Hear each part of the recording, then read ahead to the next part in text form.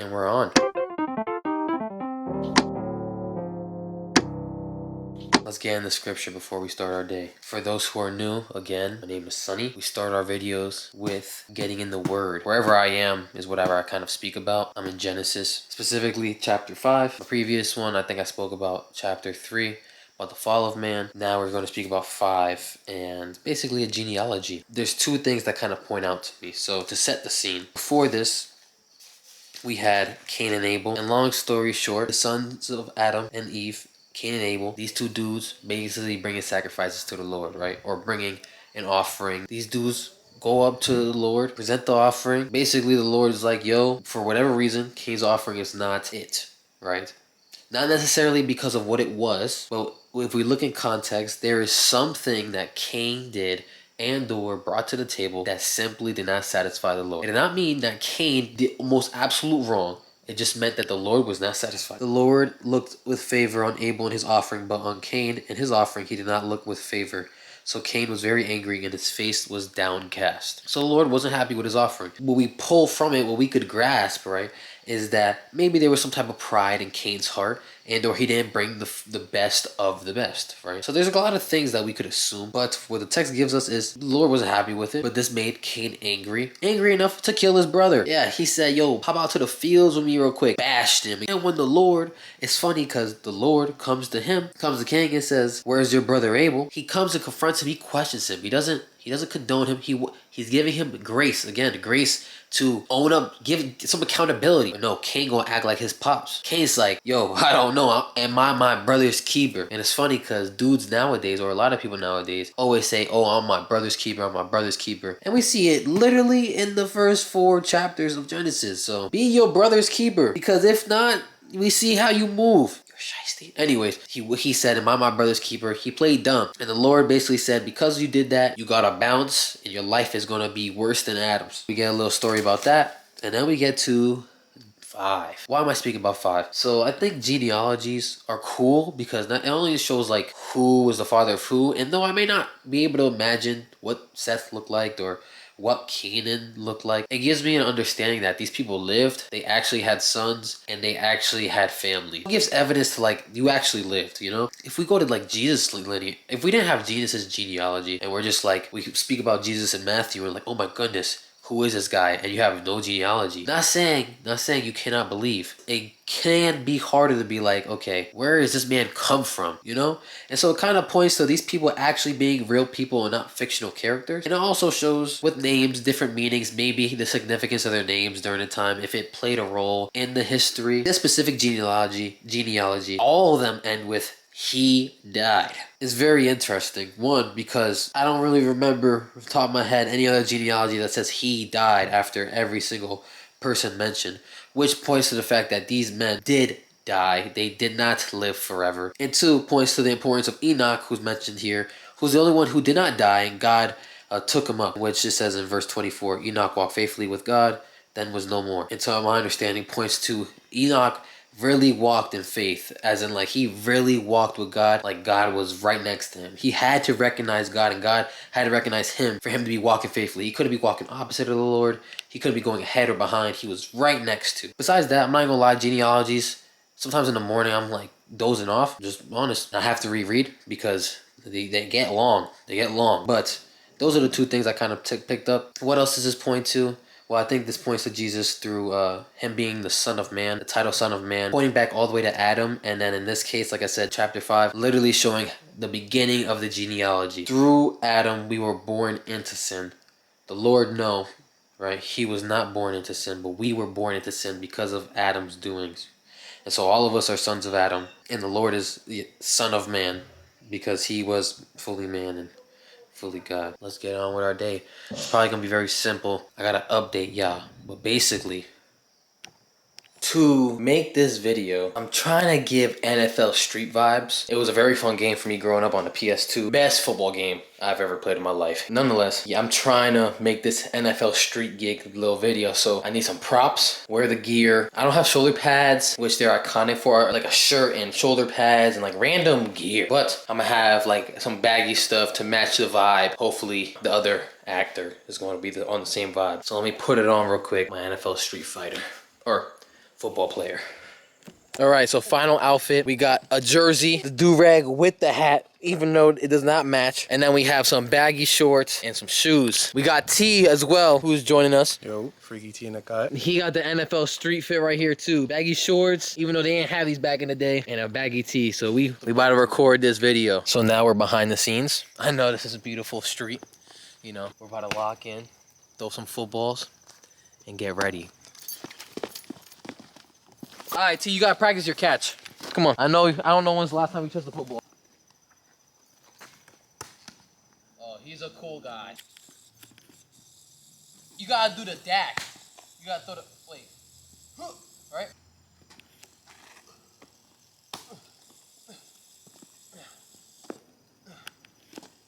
Luckily, this video is only 5-6 seconds. Alrighty.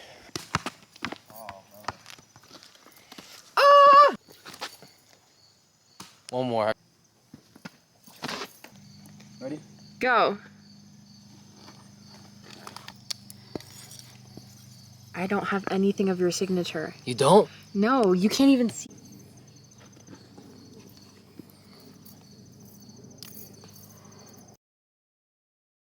We're back in the kitchen today, and we're going to be making cinnamon buns. Let's lock in. Oh yeah, I got my setup now. Alrighty guys, first gonna make bread from scratch. We're gonna heat up some milk. As I told you guys earlier, I'm looking for a J-O-B. I had a job lined up, but last minute they said there's another candidate, so you know what, we look somewhere else. For all my viewers out there, slow motion is better than no motion. So just have something going till you get that main thing going. Okay, so we're making the bread first, so right now it's, you know, the boring parts, adding yeast, heating up milk, mixing it. I don't have those fancy cookers, so I'm about to be netting the bread myself. That's how you get big muscles.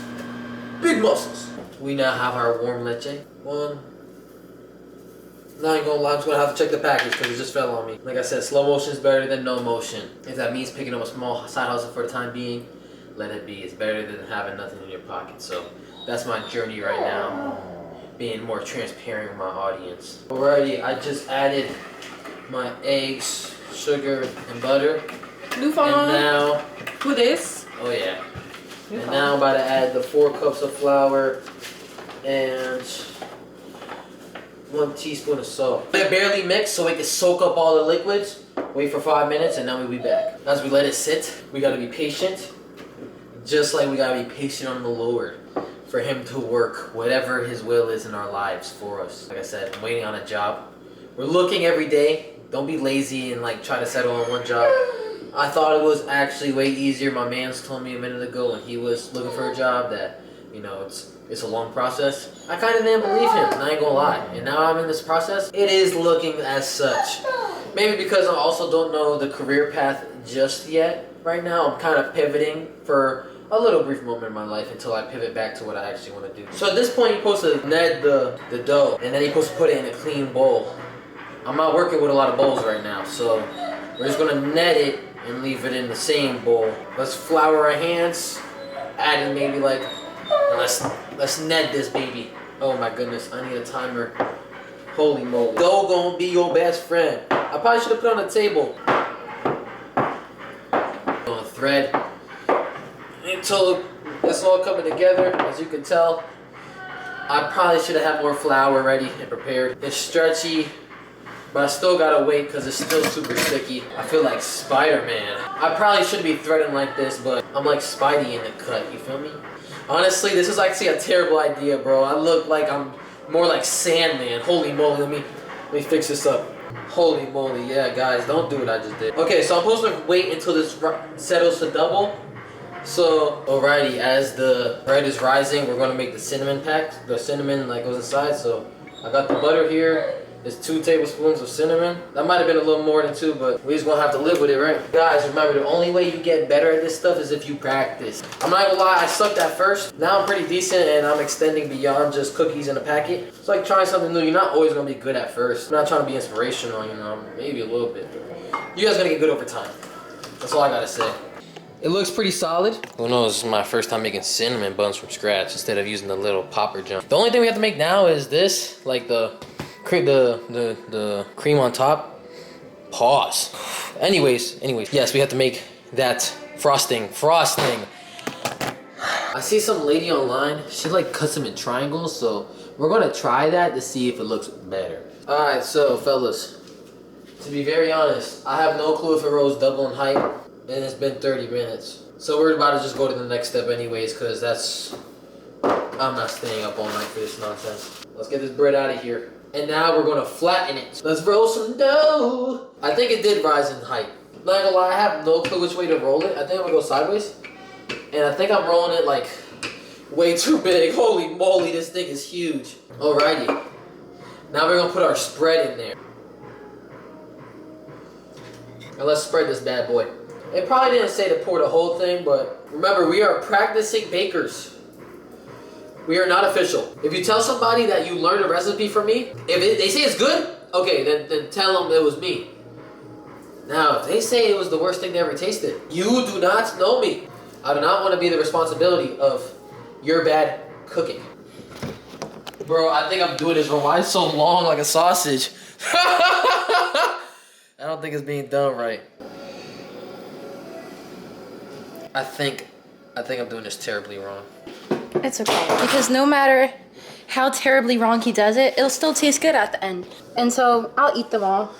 And if I tend to do something like this and I follow the directions piece by piece and bit by bit and word for word, it'll turn out terribly. And then you won't be able to eat it because it actually genuinely won't be consumable because there'll be something hazardous in there that the FDA just disapproves of. Alright, I fixed it, guys. I split it in half because, like I said, I made some sausages of some cinnamon rolls. Alright, guys, so almost done. Just throw them in the oven now. Oh, and let them cook. Let's see how they turn out. I also made the frosting early because I was bored. Here's what it looks like. It wants you to use mad butter in this recipe. Respectfully, I didn't use that much butter. Tune in like 20 minutes. Alright, guys. It don't look aesthetically pleasing, but yo, respectfully, learn how bread rises, bro. I did not know bread rose this much. My buns are huge. Pause. They look good. I'm about to drizzle some sizzle on it. And yeah, I'm about to call it a night. Overlay this bad puppy with some frosty dosty. Oh yeah. Oh yeah. Oopsie, too much. Well guys, thank you for another adventure. See you on the next one. I lied. I'm going to make an outro video too. We gotta be unique. So stay tuned for the outro.